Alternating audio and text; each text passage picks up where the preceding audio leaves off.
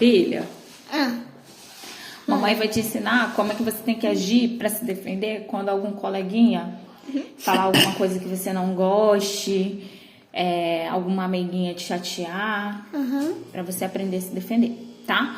Mas você sabe que a gente não pode xingar, não pode falar palavra feia, certo? E aí, como é que a gente vai fazer isso pra poder se defender? sim. A gente vai dar uma aula Bíblia.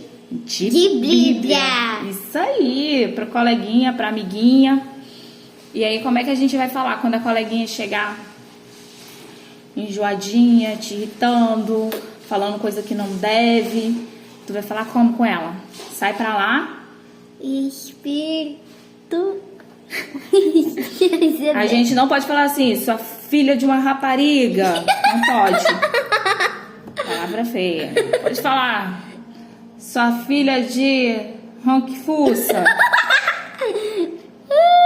Não pode. A gente vai falar assim, ó. Sai pra lá, espírito de Jezebel. Né?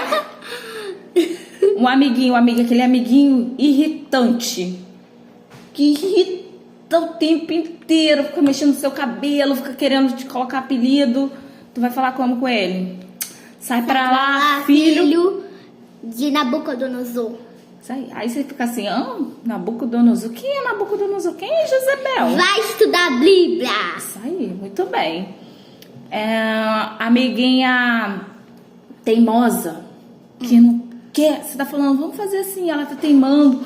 Ou você percebeu que ela tá teimando com a professora, ou fazendo malcriação com a mãe. Tu vai falar como com ela? Sai pra lá, seu espírito de Vasti.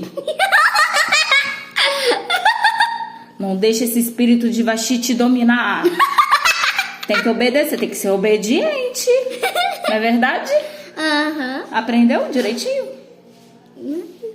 Tu vai colocar em prática? Sim.